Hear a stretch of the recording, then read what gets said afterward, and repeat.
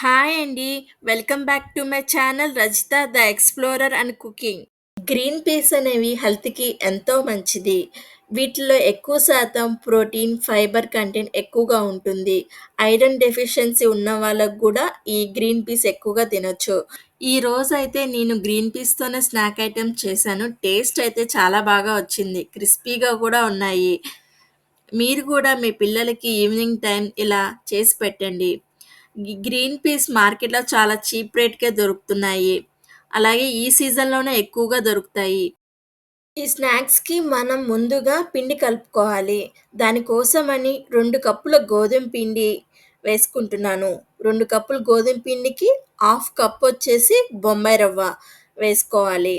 మీరిక్కడ గోధుమ పిండి బదులు మైదా పిండి అయినా యూజ్ చేసుకోవచ్చు. అది మన ఇష్టం. దీంట్లోనే ఒక స్పూన్ వాముని ఇలా చేతిలో వేసుకొని, ఇలా నలిపి వేసుకోండి.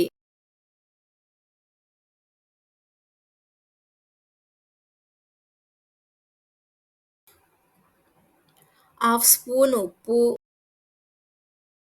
అలాగే 1 ½ స్పూన్ వచ్చేసి షుగరు, అలాగే 3 స్పూన్స్ వచ్చేసి నెయ్యి. మీరిక్కడ నెయ్యి బదులు మరిగించిన ఆయిల్ కూడా వేసుకోవచ్చు. మనిష్టం అది. ఇప్పుడు పిండి మొత్తం బాగా కలిసేలాగా కలుపుకోవాలి. ఇలా మొత్తం కలిపిన తర్వాత మనం చేత్తో ఇలా పిండిని ప్రెస్ చేస్తే అలా ఉండిపోవాలి. అప్పుడు బాగా కలిసినట్టు. ఇప్పుడు ఈ స్టేజ్‌లో వాటర్ పోసి కొంచెం కొంచెంగా మనం చపాతీ పిండికి ఎలా అయితే కలుపుకుంటామో ఆ విధంగా కలుపుకోవాలి. ఈ విధంగా పిండి మొత్తం కలుపుకున్న తర్వాత మూత పెట్టి ఒక అరగంట పాటు నాననివ్వాలి. అప్పుడే మనకి లోపల రవ్వ అనేది నానుతుంది. ముందుగా పాన్ పెట్టుకొని ఒక 3 స్పూన్స్ ఆయిల్ వేసుకోవాలి. ఆయిల్ వేడెక్కిన తర్వాత హాఫ్ స్పూన్ జీలకర్ర, నేను ఆల్రెడీ ముందుగానే అన్నీ కట్ చేసి ఒక ప్లేట్‌లో పెట్టుకున్నాను. కొంచెం అల్లం తురుము, సన్నగా కట్ చేసిన పచ్చిమిర్చి 3, సన్నగా కట్ చేసిన ఉల్లిపాయ 1, కొంచెం కరివేపాకు, కొంచెం క్యారెట్ తురుము, సన్నగా కట్ చేసిన కొత్తిమీర కొంచెం. ఒక్కొక్కటిగా అన్నీ ప్యాన్‌లోకి వేసుకోవాలి. ఉల్లిపాయ, పచ్చిమిర్చి, కరివేపాకు, క్యారెట్ తురుము, అల్లం తురుము అన్నీ.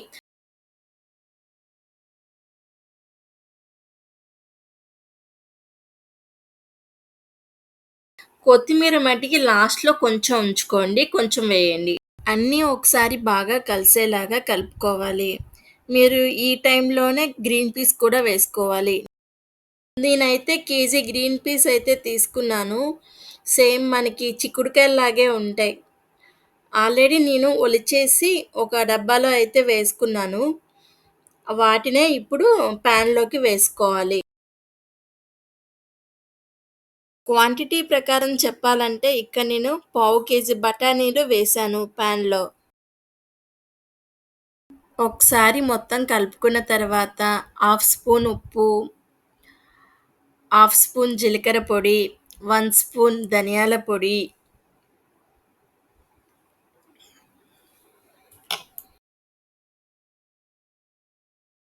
1 స్పూన్ గరం మసాలా. ఆల్రెడీ నేను ముందుగానే ఒక పొటాటోని బాయిల్ చేసి పెట్టుకున్నాను. మనందరికీ తెలుసు కదా! బాయిల్ చేయడం అని ఇంక చూయించలేదు ఆ వీడియో అనేది.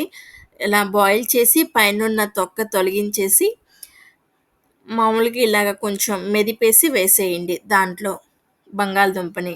ఈ బంగాళదుంప మనం బైండింగ్ కోసం యూజ్ అవుతుంది. లోపల స్టఫింగ్ అనేది కొంచెం ముద్దలాగా ఏర్పడాలి అంటే కంపల్సరీ ఈ పొటాటో అనేది వేసుకోవాలి. పావు స్పూన్ పసుపు, అలాగే ఒక స్పూన్ వచ్చేసి కారం వేసుకొని మొత్తం కలిసేలాగా కలుపుకోవాలి. లాస్ట్‌లో మన స్మాషర్ ఉంటుంది కదా! స్మాషర్‌తో మొత్తం ఇలా ప్రెస్ చేయాలి.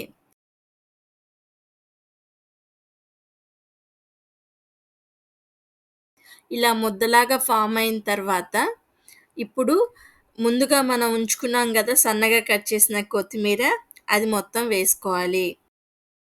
మొత్తం ఇప్పుడు మనకి చల్లగయిపోయింది కదా! ఈ టైంలో హాఫ్ బద్ద నిమ్మకాయ రసం, అలాగే ఒక క్వాంటిటీ ప్రకారం చెప్పాలంటే ఒక హాఫ్ స్పూన్ చాట్ మసాలా. నేను మామూలుగా వేసేస్తున్నాను. అన్నీ వేసిన తర్వాత బాగా కలుపుకోవాలి.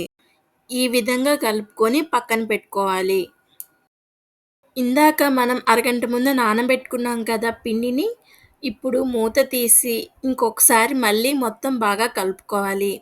ఇలా కలుపుకున్న తర్వాత మనం చపాతీకి ఏ విధంగా అయితే చిన్న చిన్న బాల్స్ చేసుకొని చేస్తామో, ఆ విధంగా ఒక చిన్న బాల్ చేసుకొని, మనం నేల మీద కొంచెం ఆయిల్ అప్లై చేసుకొని, ఆ బాల్ అనేది పెట్టి సేమ్ చపాతీ ఎలా అయితే చేస్తామో అలాగా ఆ మందాన చేసుకోవాలి. చపాతీకి ఏ మందాన చేసుకుంటామో మనం ఆ మందాన చేసుకోవాలి. చేసుకున్న తర్వాత మనకిక్కడ షేప్ రాకపోయినా పర్లేదు. ఏ షేప్ వచ్చినా పర్లేదు. రౌండ్ షేపే రావాలి అని ఏమీ లేదు. ఎందుకంటే ఇప్పుడు మనం దాన్ని స్క్వేర్ షేప్‌లో కట్ చేస్తాం. ఈ విధంగా చేసుకున్న తర్వాత చపాతీని మనం స్క్వేర్ టైప్‌లో కట్ చేసుకోవాలి. మనకి స్క్వేర్ అంటే 4 సైడ్స్ ఆర్ ఈక్వల్ గదా! సేమ్ 4 పక్కల సమానంగా ఉండేటట్టు కట్ చేసుకోవాలి. ఇలా కట్ చేసుకున్న తర్వాత మనం ముందుగా స్టఫింగ్ చేసుకున్నాం గదా! ఆ స్టఫింగ్‌ని చిన్న రోల్‌లాగా చేసుకోవాలి. సేమ్ నిమ్మకాయ సైజ్ అంతా తీసుకొని స్టఫింగ్ రోల్‌లాగా చేసుకొని, ఇలా చపాతీ మీద పెట్టుకోవాలి. ఆ రోలు ఎంత సైజ్ అయితే వచ్చిందో అక్కడి వరకు కట్ చేసుకోవాలి.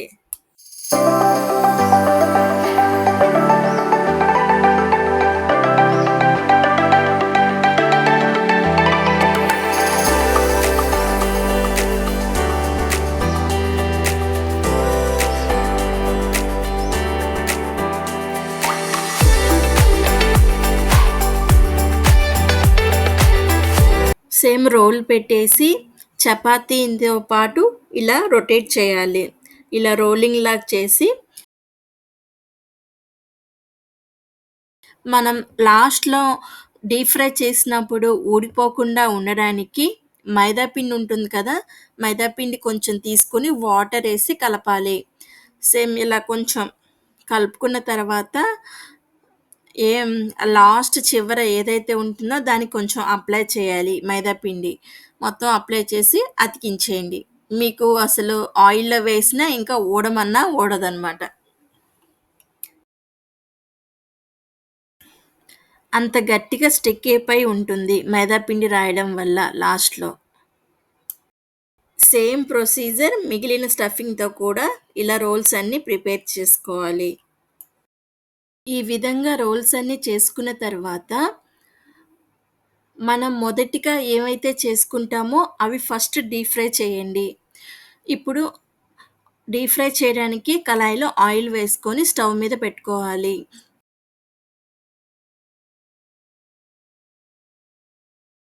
ఆయిల్ వేడెక్కిన తర్వాత ఒక్కొక్కటిగా అన్నీ వేసుకొని డీప్ ఫ్రై చేసుకోవాలి.